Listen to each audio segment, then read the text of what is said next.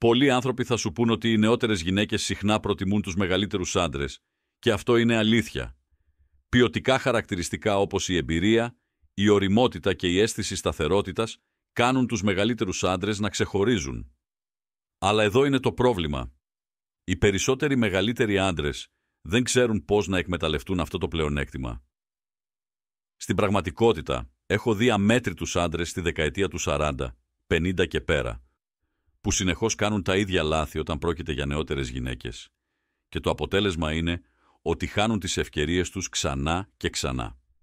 Αυτοί οι άντρες, παρά όλο το δυναμικό τους, βρίσκονται κολλημένοι και απογοητευμένοι, ενώ οι νεότερες γυναίκες τους προσπερνούν. Αλλά εδώ είναι το πράγμα.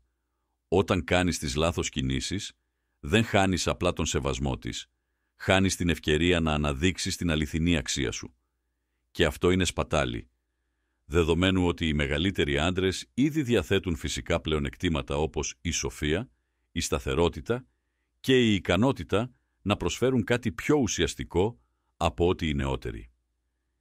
Η καλή είδηση είναι ότι η διόρθωση αυτών των λαθών δεν απαιτεί να αλλάξεις ποιος είσαι, πρόκειται για το να αναγνωρίσεις πού πηγαίνεις λάθος και να γίνεις ο αυτοπεποίθησης, σταθερός άντρας που προορίζεσαι να είσαι. Σήμερα θα αναλύσουμε τα 7 πιο κοινά λάθη που κάνουν οι μεγαλύτεροι άντρες με τις νεότερες γυναίκες. Η αποφυγή αυτών δεν θα μεταμορφώσει μόνο τον τρόπο που σε βλέπουν οι γυναίκες, αλλά και θα ανεβάσει την αυτοεκτίμησή σου. Οπότε μείνε μαζί μου και ας ρίξουμε μια ματιά στο πρώτο λάθος. Λάθος νούμερο 1. Την εξιδανίκευση της, ας πούμε ότι βρίσκεσαι μπροστά σε μια ελκυστική νεότερη γυναίκα. Είναι όμορφη, ζωντανή και ίσως και εκφοβιστική. Ποια είναι η πρώτη σου αντίδραση? Για πολλούς μεγαλύτερους άντρες είναι να παγώσουν ή να πανικοβληθούν. Σκέφτονται δεν πρέπει να το χαλάσω, είναι πολύ έξω από το επίπεδό μου. Από εκεί ξεκινούν να υπερπροβάλλουν, να τις δίνουν ειδική μεταχείριση, να είναι υπερβολικά ευγενικοί και να αποφεύγουν να πούν ή να κάνουν οτιδήποτε που θα μπορούσε να την αναστατώσει. Κάνουν μόνο ασφαλείς και βαρετές συζητήσεις προσπαθώντας να τις δείξουν πόσο τέλειοι είναι. Αλλά εδώ είναι το θέμα. Όλη αυτή η προσπάθεια να την κάνουν να νιώσει άνετα έχει το ακριβώς αντίθετο αποτέλεσμα.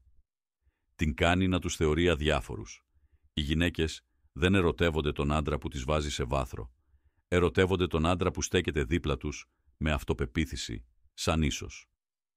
Η ρίζα αυτού του λάθους έγκυται στον τρόπο που την βλέπεις.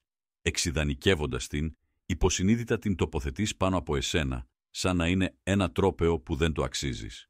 Αυτή η νοοτροπία κάνει κάθε αλληλεπίδραση να φαίνεται υψηλού κινδύνου. Ξανασκεφτόμενος, αμφιβάλλεις για τον εαυτό σου και τελικά προβάλλεις ανασφάλεια. Και η αλήθεια είναι ότι αυτή η συμπεριφορά δεν είναι απλώς αντιπαθητική. Είναι εξαντλητική.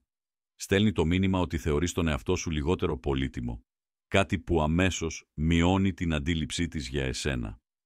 Ο μόνος τρόπος να σταματήσεις να την εξιδανικεύεις είναι να εξοικειωθείς με το να αλληλεπιδράς με γυναίκες από όλες τις ηλικίες, ειδικά τις νεότερες, χωρίς να δίνεις τόση σημασία στο αποτέλεσμα. Όταν αλληλεπιδράς με περισσότερες γυναίκες, συνειδητοποιείς ότι είναι απλά άνθρωποι, με ατέλειες και ιδιαιτερότητες, ακριβώς όπως και εσύ. Αυτή η συνειδητοποίηση διαλύει το βάθρο που τους έχεις τοποθετήσει και σου επιτρέπει να τις προσεγγίσεις με ήρεμη, σταθερή αυτοπεποίθηση. Και να θυμάσαι το εξής. Δεν κάνεις ακρόαση για την έγκρισή της, δεν είναι κάποιο σπάνιο τρόπαιο να το κερδίσεις, είναι ένας άλλος άνθρωπος που μπορεί να επιλέξει αν είναι συμβατός μαζί σου ή όχι, και αυτό είναι αμοιβαίο. Μόλις υιοθετήσεις αυτήν την νοοτροπία, ο φόβος να τη χάσεις θα υποχωρήσει, επειδή θα γνωρίζεις ότι πάντα υπάρχει κάποια άλλη εκεί έξω, και αυτό, φίλε μου, είναι εκεί που βρίσκεται η πραγματική σου δύναμη. Λάθος νούμερο 2.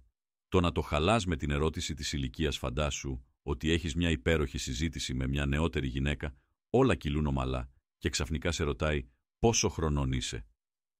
Για πολλούς μεγαλύτερους άντρες, αυτή είναι η στιγμή που αρχίζουν να πανικοβάλλονται. Οι περισσότεροι άντρες απαντούν ή βιαστικά λέγοντας την ηλικία τους ή προσπαθώντας awkward να αλλάξουν το θέμα. Η γλώσσα του σώματός τους αλλάζει, ο τόνος τους γίνεται αβέβαιος και ξαφνικά ο αυτοπεποίθηση άντρας που την ενδιέφερε φαίνεται να μειώνεται μπροστά της. Εδώ είναι το πρόβλημα. Όταν συμπεριφέρεσαι ανασφαλώς για την ηλικία σου, στέλνεις το σαφές μήνυμα ότι την βλέπεις ως πρόβλημα. Και μάντεψε. Αν τη βλέπεις έτσι, θα τη δει και εκείνη ως πρόβλημα. Αυτή η φοβία για την ερώτηση της ηλικίας προέρχεται από την έλλειψη αυτοπεποίθησης στην αξία σου. Η κοινωνία συχνά κάνει τους μεγαλύτερους άντρες να νιώθουν ότι το να βγαίνουν με νεότερες γυναίκες είναι ακατάλληλο ή ταμπού, και αυτή η πίεση μπορεί να οδηγήσει σε ντροπή ή αμφιβολία για τον εαυτό τους. Αλλά εδώ είναι η αλήθεια. Η ηλικία σου δεν είναι το πρόβλημα. Το πρόβλημα έγκυται στο πώς. Λάθος νούμερο 3. Να οδηγείς με τα χρήματα. Πάρα πολλοί μεγαλύτεροι άντρες πιστεύουν ότι η οικονομική τους επιτυχία είναι το απόλυτο όπλο για να κερδίσουν την προσοχή των νεότερων γυναικών. Σκέφτονται, αν της δείξω πόσα έχω, θα εντυπωσιαστεί και θα με κερδίσει. Έτσι αρχίζουν να προβάλλουν τα χρήματά τους. Αυτό μπορεί να πάρει πολλές μορφές. Να καφιούνται για τις υψηλές θέσεις εργασίας τους, τα ακριβά αυτοκίνητα, τις πολυτελείς διακοπές ή τα ακριβά εστιατόρια που συχνάζουν. Μερικοί πάνε ακόμη πιο πέρα, αγοράζοντας δώρα, πληρώνοντας λογαριασμούς ή στέλνοντας χρήματα σε γυναίκες που μπέρλι γνωρίζουν. Και ενώ αυτό μπορεί να τραβήξει την προσοχή στην αρχή, δεν είναι το είδος της προσοχής που θέλεις. Εδώ είναι η αλήθεια. Όταν οδηγείς με τα χρήματα, σε βλέπουν ως τίποτα παραπάνω από έναν κινούμενο άτεμα. Ναι, τα χρήματα είναι ελκυστικά γιατί σηματοδοτούν σταθερότητα και επιτυχία, αλλά αν αυτό είναι το μόνο που φέρνεις στο τραπέζι, θα προσελκύσεις μόνο γυναίκες που ενδιαφέρονται να το εκμεταλλευτούν. Αυτές οι γυναίκες δεν ψάχνουν για σύνδεση ή σεβασμό. Ψάχνουν για αυτό που μπορείς να τους δώσεις.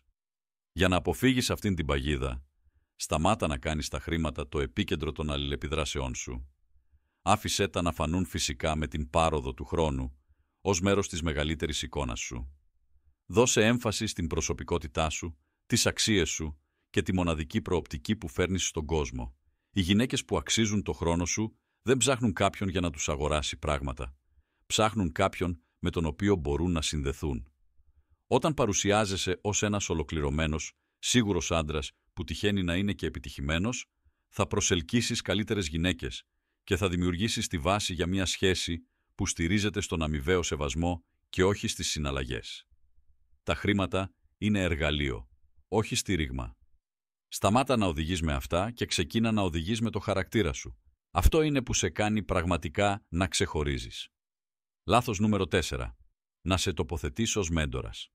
Πολλοί μεγαλύτεροι άντρες πέφτουν στην παγίδα του να τοποθετούν τον εαυτό τους ως καθοδηγητή ή μέντορα για τις νεότερες γυναίκες. Σκέφτονται.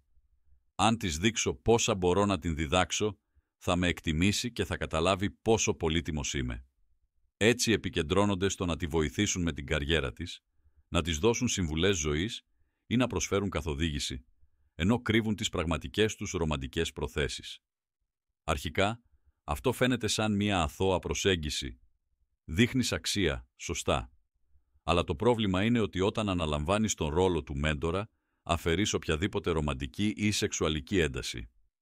Γίνεσαι κάποιος που τον σέβεται ή τον θαυμάζει, αλλά όχι κάποιος που βλέπει ως πιθανό σύντροφο.